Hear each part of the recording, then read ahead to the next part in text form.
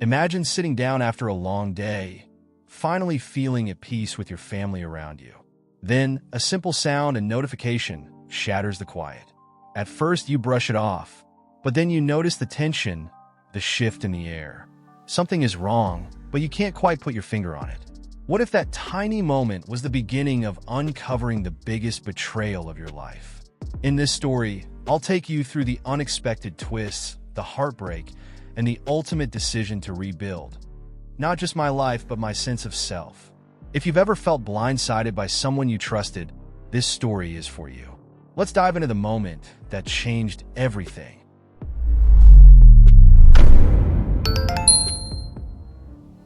It was supposed to be an ordinary night. We had just finished dinner, the kids were laughing in the living room, and I was scrolling mindlessly on my phone. Then came that sound and notification. Her phone lit up on the kitchen counter, and she froze mid-step. My eyes caught the screen just as she grabbed it. A Facebook message from someone I didn't recognize. The way she hurried to swipe it away set off alarm bells I didn't even know I had. "Who was that?" I asked casually, though my chest already felt tight. She shrugged, saying it was nothing important. But I wasn't convinced. The room grew quieter, her movements stiffer. I couldn't shake the way her face had changed in an instant, from calm to tense, as if caught in some secret moment I wasn't meant to see. I didn't press further that night, though I probably should have. Instead, I sat there replaying the scene, trying to convince myself it was just my imagination. But something about her unease lingered. Her laughter at the kids' jokes seemed forced, her focus elsewhere. And though I smiled along with them, I couldn't help but wonder, what wasn't she telling me? The days after that notification felt different. She was always on her phone, but now she kept it close, like it held something fragile or forbidden. If I walked into a room, her fingers would move faster, her screen would dim. I'd laugh it off at first, telling myself it was just a coincidence. But coincidences don't happen every single time, do they? One evening, as we sat on the couch, I noticed her texting with an intensity one hadn't seen before. "Work?" I asked, trying to keep my voice light. She barely looked up, muttering something about a group chat and deadlines. I nodded, but my mind was already racing. Deadlines didn't explain the sly little smile that briefly crossed her face or the way she tilted her screen away. By the end of that week, I couldn't ignore it anymore. The distance between us wasn't just in my head. It was growing. Her once open demeanor felt guarded. I tried to brush it off, but a voice in my head kept asking, "If it's nothing, why does it feel like everything?" Still, I held back, not ready to confront what might shatter us both. I couldn't stay silent anymore. The next time I caught her texting, I took a deep breath and asked, "Can I see what's so important?" I tried to sound casual, but the words came out sharper than I intended. Her head snapped up, eyes wide for just a moment before narrowing. "Why do you need to see my phone?" she asked, her voice suddenly defensive. I could feel the tension crackling between us. "I don't," I said, trying to defuse the moment. "Unless there's something you don't want me to see." It was a gamble, a bluff, but the way her jaw tightened told me I'd hit a nerve. She clutched her phone tighter, muttering about privacy and how I was being unreasonable. My stomach dropped. It wasn't the words, it was the fear behind them. That night, we barely spoke. She went to bed early, leaving me alone with my thoughts. I wanted to believe her excuses, but the walls between us were growing higher with every passing minute. Something wasn't right, I felt it in my gut, and as I stared at the ceiling in the dark, I couldn't shake the thought. What's on that phone that she doesn't want me to see? It took days of uncomfortable conversations and half-truths before she finally admitted it. Her words came slowly, like each one hurt to say. "It's just messages, nothing more." She claimed it started innocently, catching up with an old co-worker, but it had turned into something more. I sat there, stunned, trying to make sense of it. Messages, flirting, secrets. The foundation of our life together suddenly felt like it was cracking beneath my feet. I pressed for details, though I wasn't sure I wanted to know them. Her answers came reluctantly, each one slicing deeper than the last. It wasn't just once or twice. This had been going on for weeks, maybe longer. Every time I thought she was distracted with work or friends, she was connecting with someone else. Someone who wasn't me. By the time she finished, I couldn't even look at her. My mind was spinning, replaying every moment I might have missed, every sign I ignored. Was it my fault? Had I been too busy, too distant? The questions tore at me, but deep down I knew this wasn't about me. It was about the trust she broke, and I wasn't sure if it could ever be repaired. Therapy was supposed to help us heal, but instead, it shattered whatever illusions I had left. In one of those tense, guarded sessions, she dropped the confession that broke me completely. Between tears and halting breaths, she admitted the messages weren't the end of it. There had been meetings, physical ones. It was during a hard time, she whispered, as though that softened the blow. I couldn't believe what I was hearing. All the sleepless nights, the strained conversations, they didn't prepare me for this. My chest felt hollow, my mind racing with images I didn't want but couldn't push away. I kept asking myself, how could someone I loved so deeply, someone I built a life with, cross that line? The words hung in the air, suffocating, impossible to take back. After the session, I couldn't even look at her. I stayed in the car, staring at the dashboard, trying to process what she'd said. The weight of her betrayal was overwhelming. Yet a small part of me wondered if there was something salvageable in all this wreckage. But how do you rebuild when trust feels like dust in your hands?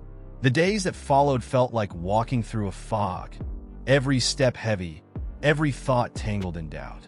Should I forgive her? Could I? The memories of what we'd built together clashed with the reality of her betrayal.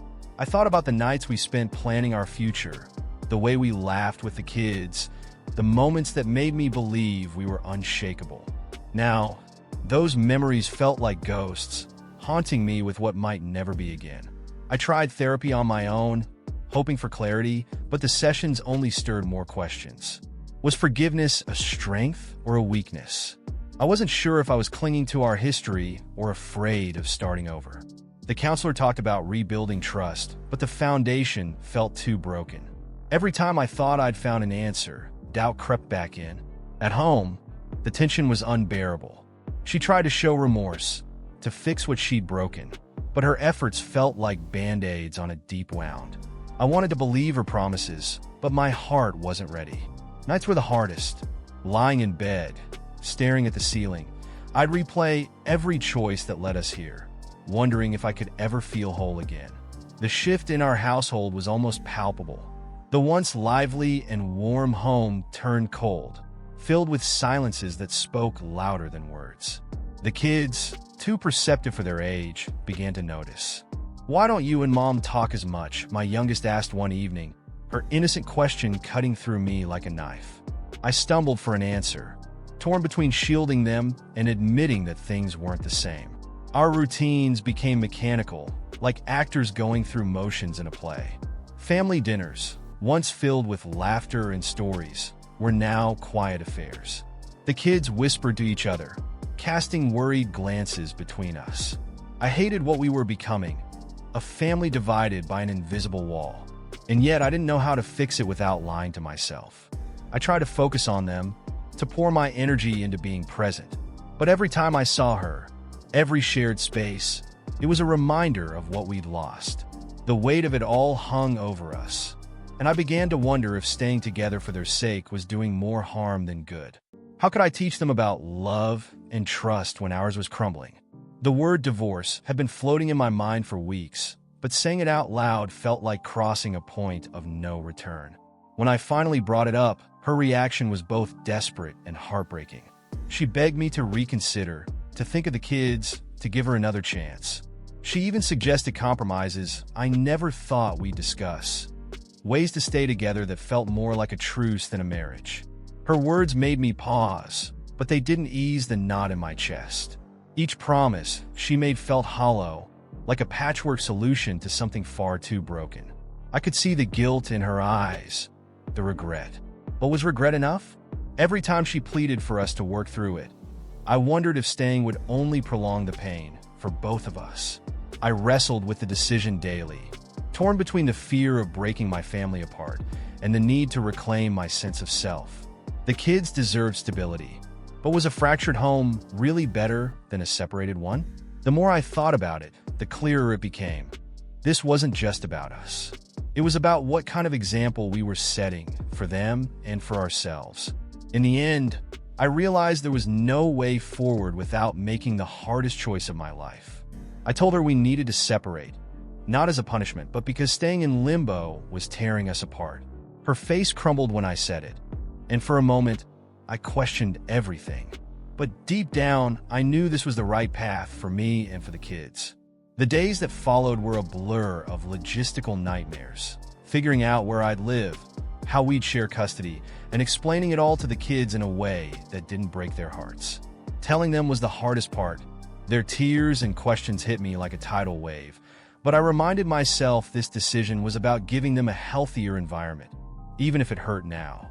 As I started packing, I found myself reflecting on the life we'd built together and the one we were leaving behind. It wasn't all bad. There were moments of real love and joy, but those memories couldn't erase the cracks that had formed. Moving forward was terrifying, but I clung to one thought. Sometimes, the only way to rebuild is to let go. Starting over wasn't easy, but it was necessary. The first few weeks in my new home were strange, quiet, almost too quiet. I missed the chaos, the noise of family life, but I didn't miss the tension. Slowly, I began to carve out a new routine for myself and the kids. One that felt lighter, even if it wasn't always perfect. I could breathe again, and that small relief reminded me I'd made the right choice. As time passed, I found myself reflecting more on what went wrong. Trust, I realized, was the foundation of everything. And once it's broken, rebuilding it is nearly impossible without both people fully committed. I wasn't bitter anymore.